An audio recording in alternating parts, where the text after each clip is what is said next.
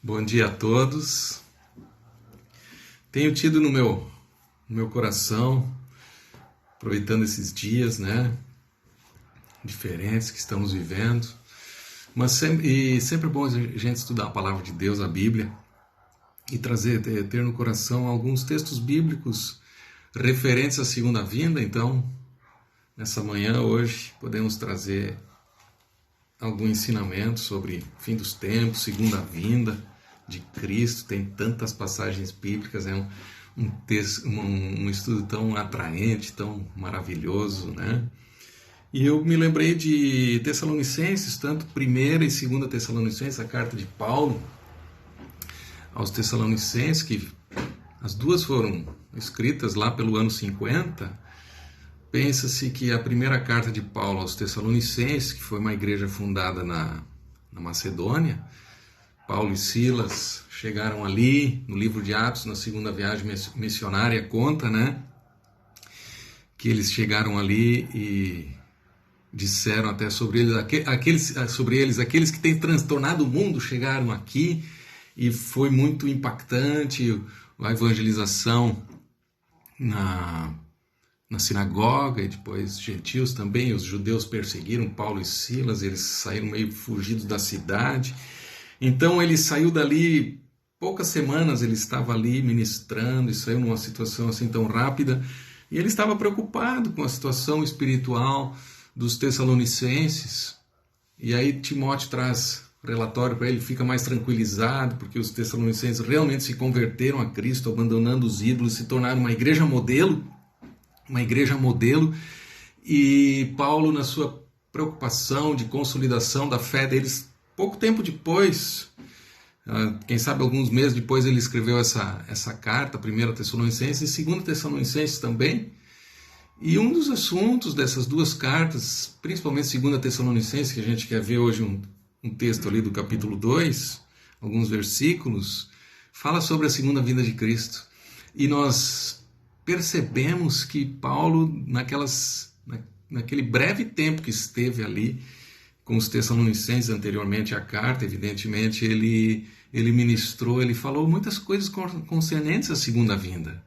Já naquela época, naquele tempo, tanto que os Tessalonicenses, eles estavam esperando a segunda vinda de Cristo, o aparecimento do Senhor em glória, assim, de maneira iminente, para logo.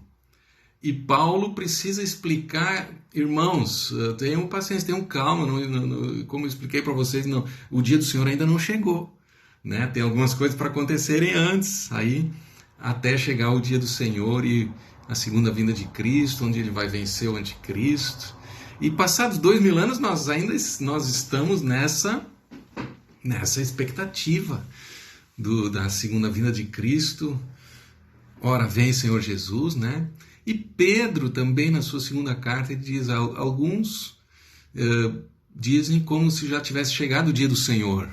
Mas, indo para 2 Pedro agora, pegando um gancho de Pedro, do apóstolo Pedro, ele diz: mas não retarda o Senhor a sua vinda, porque um dia para com o Senhor é como 1000 anos, e 1000 anos como um dia.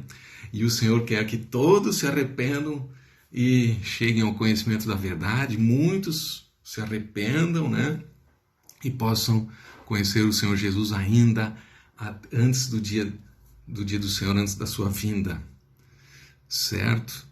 E Paulo também aos Romanos fala na plenitude, o tempo da plenitude dos gentios, quando se formar o tempo, se formar a igreja toda, todos aqueles que precisam crer, vão crer no Senhor, formando a plenitude, a restauração, a plenitude dos gentios, junto com a restauração de Israel também, a plenitude de Israel e a restauração de todas as coisas. Bom, esse é um assunto que já é outro texto bíblico, a gente pode ver, pormenorizar um pouco melhor mais adiante, quem sabe outro dia. Mas eu quero ler aqui, então, nesse contexto de Tessalonicenses, vamos ler aqui 1ª Tessalonicenses capítulo 2, versículos 1 até 12. Se tu pode pegar a Bíblia e acompanhar com a gente esse breve estudo bíblico, Irmãos, escreve o apóstolo Paulo, no que diz respeito à vinda de nosso Senhor Jesus Cristo e a nossa reunião com Ele.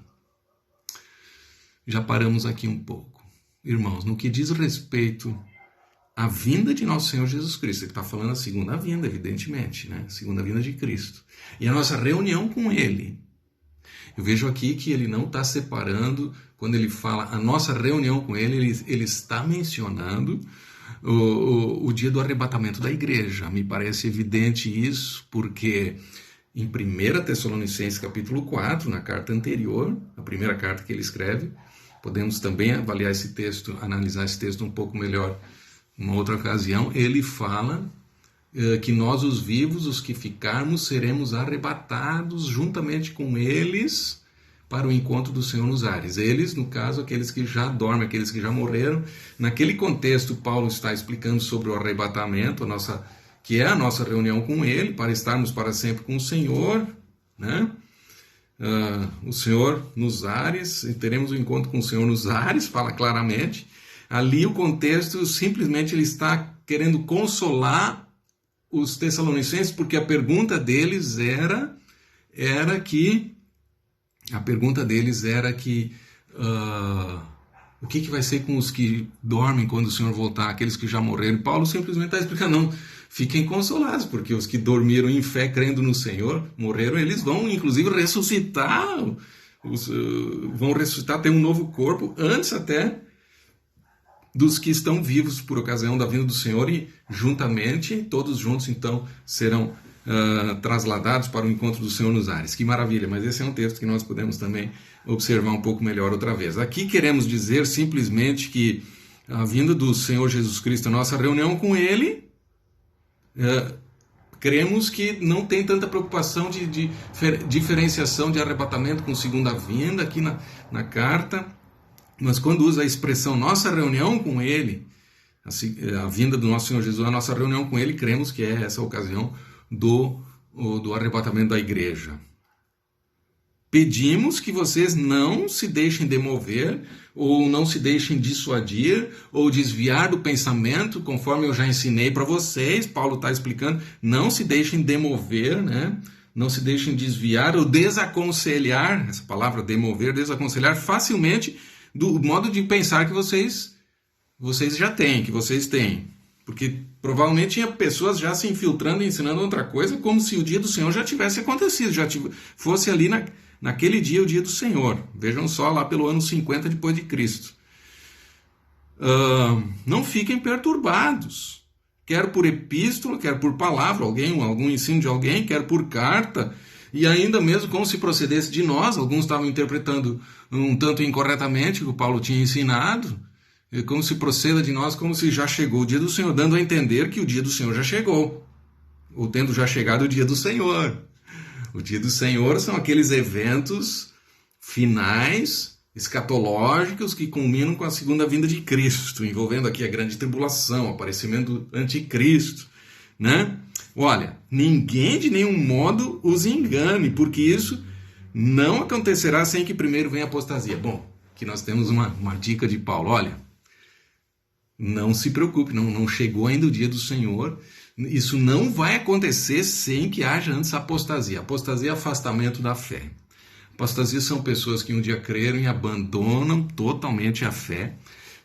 Nos parece assim que esse período de apostasia, isso já tem acontecido recentemente na história, né, de décadas ou séculos para cá, já a apostasia, mas ela vai se culminando no final dos tempos, nações que acabam deixando o evangelho, pessoas deixando o evangelho. Nós vemos, hoje em dia falam de uma Europa pós-cristã, tantos avivamentos na Europa, reforma protestante, avivamentos na Inglaterra, e hoje uma situação tão mais difícil, países onde o evangelho, como a França, também, né, onde houve também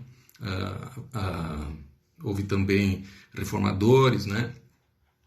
Então, podemos avaliar que com a chegada do iluminismo, humanismo, houve já um quadro de apostasia, né?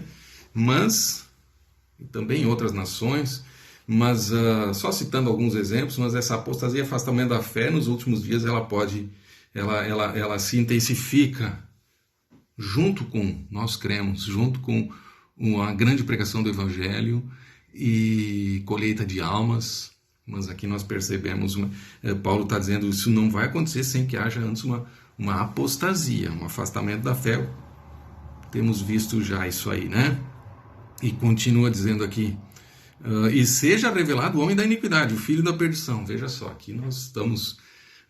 não vai acontecer o nosso encontro do Senhor nos ares sem que antes seja revelado o anticristo, o filho da perdição. Temos uma figura aqui escatológica, que é o filho da perdição, o homem da iniquidade, o anticristo. Nós percebemos que o apóstolo João ele fala que o espírito do anticristo já operava naquele tempo. E mesmo Paulo diz também que esse espírito do anticristo já opera, já está operando. Mas aquela figura do homem da iniquidade, o filho da perdição, precisa ser ainda revelado. E pelo que nós estamos vendo aqui, ele vai ser revelado, vai ser conhecido antes do nosso encontro com o Senhor. Então, estamos percebendo isso aí, né, amados? É difícil, então, pensar naquele pensamento plenamente pré-tribulacionista, no sentido do arrebatamento da igreja antes da tribulação, ou pelo menos antes do aparecimento do anticristo, já não fecha muito aqui com esse entendimento que Paulo coloca aqui para os tessalonicenses, ok? E seja revelado o homem da iniquidade, o filho da perdição. Como é esse homem da iniquidade? Filho da perdição, o qual se opõe e se levanta contra tudo o que se chama Deus e é objeto de culto. Ele vai contra a adoração a Deus, contra a religião, contra o objeto de culto, a ponto de assentar-se no santuário de Deus. A ponto de assentar-se no santuário de Deus, apresentando-se como se fosse o próprio Deus. Impressionante isso aqui, amados. Paulo está escrevendo num contexto onde já tinha o Império Romano. Aqui era o imperador Cláudio, que até era uma época não tão terrível como outros imperadores, Nero e outros, Calígula, vários imperadores. E então, Paulo está dizendo aqui que a ponto de assentar-se no santuário de Deus e se fazer como Deus. Vejam, a situação do Império Romano tinha um imperador mundial, dá para dizer assim, né? Um líder mundial, assim como em nações anteriores, Nabucodonosor na Babilônia, o Império Medo-Persa, o Império Grego, e aqui então o Império Romano. Hoje nós não temos uma situação assim, onde há um governador mundial. Ali, claro, havia nações não conhecidas ainda no Oriente, mas o mundo conhecido ocidental, nós tínhamos uma unidade, uma expressão do Império Romano, de alguém, muitas vezes até adorado quase como um deus, né? Um César, ou reverenciado de certa forma, ainda que tinha o Senado romano, tinha, não tão absolutamente, mas quando o Senhor Jesus diziam, Jesus é o nosso rei, o nosso Senhor é o Quírios, rivalizou com César, e por isso houve também tanta perseguição no Império Romano, até que, com Constantino, o Império se tornou nominalmente, pelo menos nominalmente, cristão, né? Bom, mas isso também já é outra... Estamos indo um pouco lá para frente. O que queremos dizer aqui, frisar aqui de forma tão firme, é que o anticristo vai se assentar no santuário de Deus. Se observarmos literalmente um santuário, um templo, nós precisamos perceber que o templo de Jerusalém foi destruído no ano 70, quando o general Tito invadiu Jerusalém. Foi destruído o templo, e desde lá Israel houve a diáspora, ou seja, houve a dispersão do povo judeu pelo mundo, e mais recentemente, eu digo recentemente, perto de 2000 anos, em 1948, depois da Segunda Guerra, a ONU autorizou então o Estado de Israel. Então nós precisamos escatologicamente perceber assim a importância da diáspora do ano 70, a destruição do templo,